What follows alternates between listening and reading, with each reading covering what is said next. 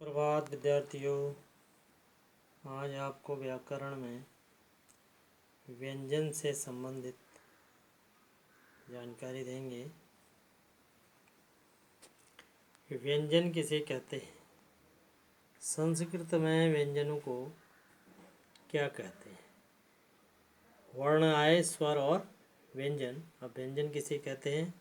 ठीक है, जिन वर्णों के उच्चारण में मुख से निकलने वाली वायु के मार्ग में बाधा पड़ती है उन्हें व्यंजन वर्ण कहते हैं।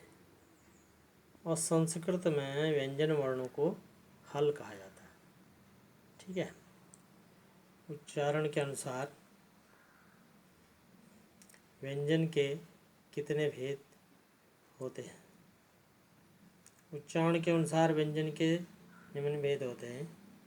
पहला आया स्पर्श वर्ण या स्पर्श व्यंजन। जिन वर्णों के उच्चारण में मुख के दो अंग आपस में एक दूसरे को स्पर्श करते हैं उन्हें स्पर्श व्यंजन, स्पर्श वर्ण कहते हैं।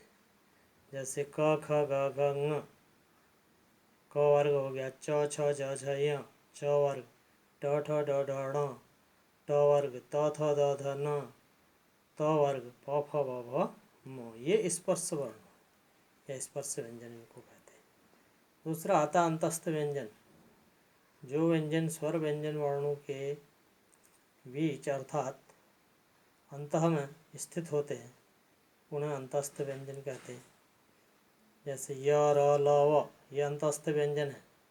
चार वर्ण जो हैं अंतस्थ व्यंजन के हैं। अगला आता ऊष्म व्यंजन।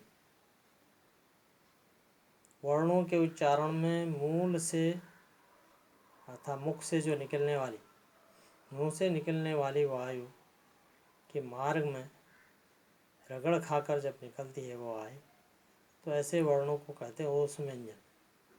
जैसे श, श, स, ह, ये चार जो है ऊष्म व्यंजन वर्णन है, वर्ण। ठीक है, और संस्कृत में एक और होता है अयोगवाह। संस्कृत में दो और वर्ण होते हैं, उन्हें कहते हैं अयोगवाह। एक होता है अनुस्वार और दूसरा होता है विसर्ग। ठीक है, अगला है रचना के अनुसार व्यंजन के कितने भेद होते हैं? रचना के आधार पर, उच्चारण के आधार पर था अभी, अब रचना के आधार पर। ठीक है, रचना के अनुसार व्यंजन के दो भेद होते हैं। एक साधारण व्यंजन होते हैं। जिन व्यंजनों में मूल रूप से अ वर्ग जुड़ा होता है उन्हें साधारण व्यंजन कहेंगे। जैसे क ख ग घ ङ, इस प्रकार से। और दूसरा आता है संयुक्त व्यंजन। जब दो व्यंजन वर्ण परस्पर अर्थात आपस में मिलकर के एक नए वर्ण की रचना करते हैं उन्हें कहेंगे संयुक्त व्यंजन। जैसे छ, क धन श बराबर छ बनेगा। त्र, जैसे त धन र त्र, ज धन ञ ज्ञ, यानी दो वर्ण मिले और तीसरे वर्ण की रचना कर दी, तो ये हुए संयुक्त व्यंजन। इससे संबंधित एक सवाल आगे। स्वर वर्णों को संस्कृत में अच कहते हैं। क ख ग घ ङ स्पर्श व्यंजन, ऐ संयुक्त स्वर है। श, श, स, ह ऊष्म वर्ण हैं। जिन व्यंजनों में और नहीं जुड़ा होता है उन्हें हलंत कहते हैं। सभी व्यंजनों के साथ अ स्वर जुड़ा होता है। छ, त्र, ग संयुक्त व्यंजन है।